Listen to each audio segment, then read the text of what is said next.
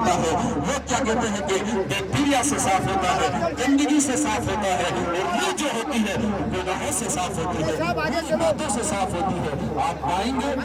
جو روزہ رکھتے ہیں انہوں نے انوبھو کیا ہوگا، انہوں نے یہ ایکسپیرینس کیا ہوگا کہ روزے کی حالت میں انسان برائی کی طرف مائل نہیں ہوتا ہے۔ جو انسان رمضان کے علاوہ 11 مہینے میں عام دنوں میں وہ بازار میں پورا دن گزار دیتا ہے ایک دوسرے کی برائی کرنے میں، ایک دوسرے کو کیا کہتے ہیں کہ نیچا دبانے میں، ایک دوسرے پر ظلم کرنے میں، وہ دو طرح کے خرافات میں اپنی زندگی کے ایام گزارتا ہے۔ لیکن وہی انسان روزے کی عبادت کو گلے لگا کر، روزے کو اپنا کر اتنا پاک اور شفاف ہو جاتا ہے، اتنا شفاف ہو جاتا ہے، بند کمرے کے اندر بھی وہ کھانے کی طرف ہاتھ نہیں بڑھاتا ہے، چاہے کہ وہ ظلم کی طرف کیا ہاتھ بڑھائے، بند کمرے کی طرف پانی سامنے رکھتا ہے پھر بھی وہ کیا کہتے ہیں کہ ہاتھ نہیں بڑھاتا ہے، اپنے لبوں کو نزدیک نہیں لیتا ہے، چاہے کہ کسی کے لیے وہ گالی نکالے، کسی کی برائی کرے۔ معزز سامعین اکرام، یہ رمضان جو ہے انسان کی روح کو گویا کہ معراج کراتا ہے، انسان کی روح کو ترقی عطا کرتا ہے، انسان کی روح کو کیا کہتے ہیں کہ آسمانی سیر کرواتا ہے، یہ رمضان کا روزہ کرواتا ہے۔ معزز سامعین اکرام، آئے ہوئے سبھی روزے داروں کا بہت دل سے استقبال ہے، بہت مبارک بات ان حضرات کو جنہوں نے اس رمضان کے 20 روزے اب تک رکھے ہیں، اور آنے والے جنہوں نے بھی روزے کا عزم مصمم رکھا ہے۔ معزز سامعین اکرام، یاد رکھیں کہ آج کی افطار پارٹی جس میں کیا کہتے ہیں کہ سینکڑوں حضرات جمع ہوئے ہیں، اور پچھلی افطار پارٹی میں ہم نے دیکھا ہوگا بہت سے ہمارے بھائی اس میں موجود تھے، اور بہت سے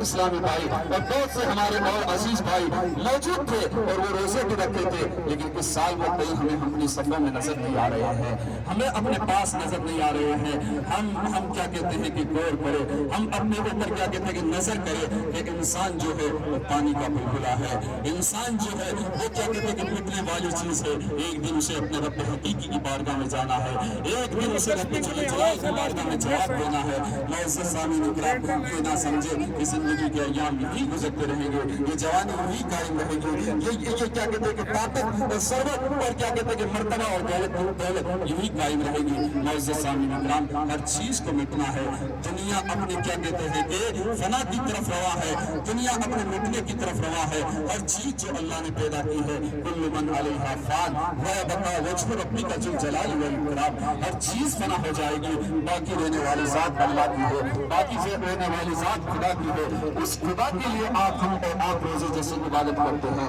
معزز سامعین اکرام، رمضان المبارک روزے جیسی عبادت کے ساتھ اپنے ساتھ کئی طرح کی نیکیاں لے کر آتا ہے۔ اس میں تراویح کا اہتمام خصوصی طور پر مساجد میں کیا جاتا ہے۔ بندہ مومن عشاء کی 17 رکعت کے ساتھ 30 رکعت تراویح کا اہتمام بجماعت کر کے یہ بتاتا ہے کہ دن میں بھی رب کی عبادت ہے، اور رات میں بھی رب کے لیے شکرانے کی اور سنت رکعت ادا کر کے رب کی عبادت کی نیت کر اور رب کی عبادت کر کے روزے کی نیت کر کے مسلمان سوتا ہے۔ کتنا پیارا مبارک ہے، کتنی اس کے نورانی دن ہے، کتنی نورانی اس کی راتیں ہیں، کتنی نورانی گھڑیاں ہیں، آپ اندازہ نہیں لگا سکتے ہیں۔ ہر گھڑی جو ہے وہ رحمت و برکت کی گھڑی ہے، ہر گھڑی جو ہے وہ مغفرت و بخشش کی گھڑی ہے، ہر گھڑی جو ہے وہ جہنم سے آزادی کی گھڑی ہے، ہر گھڑی جو ہے وہ نور سے بڑی ہوئی گھڑی ہے، ہر گھڑی جو ہے رب کی رحمتوں کو نچھاور کرنے والی گھڑی ہے۔ معزز سامعین اکرام، ان خصوصی گھڑیوں میں خصوصی طور پر اپنے اہل و عیال، اپنے رشتہ داروں کے لیے، اپنے عزیز و اقارب کے لیے، اپنے ہمدرد دوستوں کے لیے،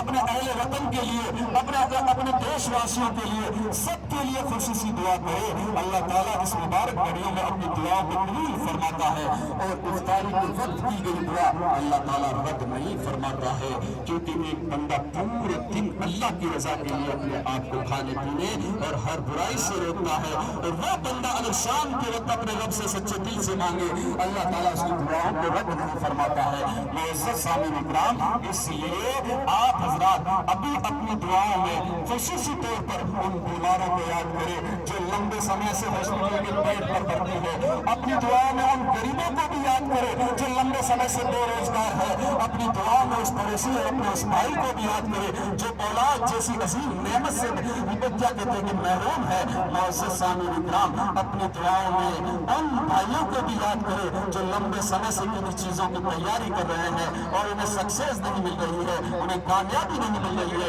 ان کے لیے بھی دعا کریں کہ مالک مولا ان کو کامیابی سے ہمکنار فرمائے، ان کو اللہ تعالیٰ کامیابی عطا फरमाए मुअज़्ज़ज़ सामीन इकराम। इसलिए आप हज़रात जब रोज़ा इफ्तारी का वक्त हो जाए, आज जो रोज़ा इफ्तारी का वक्त जो है 6:51 का है, डीडवाना के अंदर 6:51 पर इंशाअल्लाह ताला रोज़ा इफ्तारी होगी। इसलिए आप हज़रात जब रोज़ा इफ्तारी का जब जैसे जैसे वक्त करीब हो रहा है, जो हज़रात वॉलंटियर हज़रात के अलावा जो हज़रात भी खड़े हैं वो अपनी जगह बैठ जाएं। वॉलंटियर हज़रात कार्यकर्ता बड़े मोहब्बतों के साथ आपके लिए पलके बिछाने के लिए तैयार है, आपके लिए मोहब्बतों को जाम लेकर खड़े हैं। आप तक हर चीज आप तक पहुंचेगी, पानी जिसको जरूरत है आप तक पहुंचेगा। इफ्तारी जानी है, वॉलंटियर हज़रात से गुजारिश है वो पहुंचा दे, वो बैकग्राउंड के सफों में पहले से पहुंचा दी गई है। जो भी हज़रात गेट के पास खड़े हैं, इधर उधर खड़े हैं, वो मोहब्बतों के साथ दस्तरखान पर बैठ जाए, क्योंकि 3 से 4 मिनट का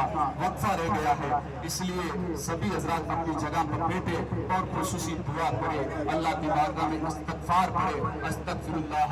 रब्बी मिन कुल्ली ज़ंबि व अतूबु इलैहि, अस्तग़फ़िरुल्लाह रब्बी मिन कुल्ली ज़ंबि व अतूबु इलैहि। एक चीज और समाप्त फरमा ले कि रोजा जब रोजा इफ्तारी करे तो बहुत से हज़रात क्या कहते हैं कि रोजा इफ्तारी की दुआ रोजा खोलने से पहले करते हैं। हदीस पाक के अंदर जो रोजा इफ्तारी की दुआ आई है वो